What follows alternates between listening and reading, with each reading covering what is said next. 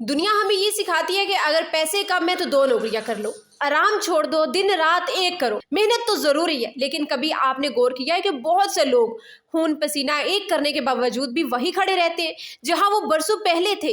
इसकी वजह यह है कि रिस्क की बरकत और रिस्क की मिकदार में फर्क है। मिकदार अल्लाह सुब्हानहू व तआला के हाथ में है और बरकत इस्तगफार के हाथ में है।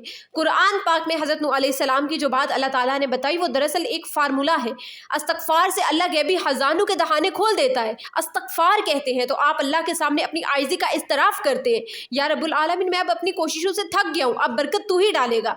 याद रखे जब आसमान से मूसलाधार बारिश बरसती है तो वो सिर्फ खेतों को नहीं बल्कि इंसान के मुआशी हालात को भी सरसब्ज कर देती है।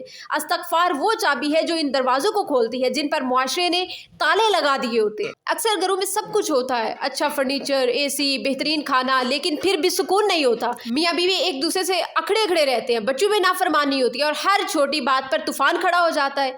गुनाह सुकून खा जाता है। हमें लगता है कि शायद मिजाज नहीं मिलते, लेकिन हकीकत यह है कि गुनाह सुकून खा जाता है। घर में मियाँ बीवी, बहन भाइयों या वालिदैन के साथ तलहियाँ अक्सर बदगुमानियों और शैतानी वसवसों का नतीजा है।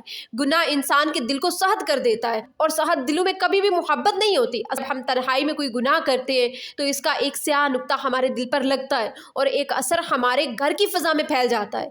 इस्तगफार का जादू यही है कि जब आप इस्तगफार शुरू करते हैं तो सबसे पहले आपकी ईगो खत्म होती है, आपका लहजा बदलता है, आपके अंदर से अना गलतियां नजर आने लगती हैं और दूसरों को माफ करने का जज्बा आपके अंदर पैदा होता है।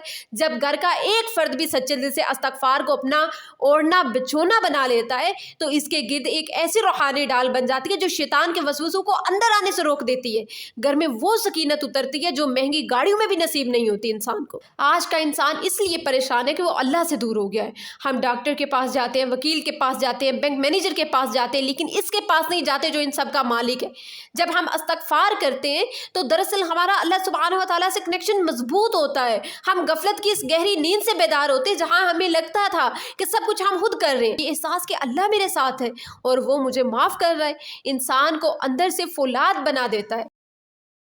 मतलब पैसों की कमी या बीमारी इसे इसलिए नहीं डराती क्योंकि इसे मालूम है कि इसने अपना मामला कायनात के मालिक के सुपुर्द कर दिया है। हमारे प्यारे नबी सल्लल्लाहु अलैहि वसल्लम जिनके अगले पिछले तमाम गुनाह माफ थे, बल्कि वो थे ही मासूम, वो दिन में 70 से 100 मरतबा इस्तगफार करते थे। क्यों? ताकि वो अपनी उम्मत को ये सबक दे सके कि अल्लाह की बड़ाई बयान करने और अपनी बंदगी का इकरार करने में ही असल कामयाबी है। इस्तगफार सिर्फ गुनाहों पर नहीं बल्कि अल्लाह की नेमतों का हक अदा ना कर सकने पर भी किया जाता है। जब हम ये सोचकर इस्तगफार करते हैं कि या अल्लाह तूने इतना दिया लेकिन मैं तेरा वैसा शुक्र ना अदा कर सका जैसा हक था, कि अल्लाह सुब्हानहू व तआला को यही अदा इतनी पसंद आती है कि वो नेमतों को बढ़ा देता है। इस्तगफार को सिर्फ मुसीबत के वक्त ही तस्बीह ना बनाए बल्कि इसे अपनी सांसों का हिस्सा बना ले।